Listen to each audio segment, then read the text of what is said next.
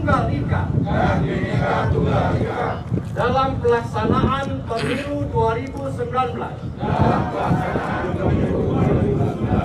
2. Mentaati semua ketentuan hukum dan peraturan perundang-undangan yang berlaku. 3. Mendukung suksesnya pemilu presiden dan wakil presiden.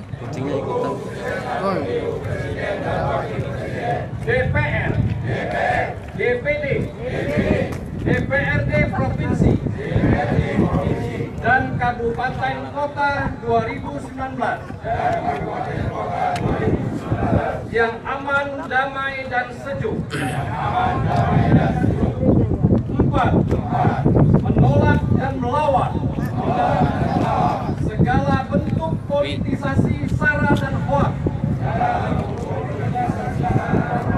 demi suksesnya penyelenggaraan pemilu 2019.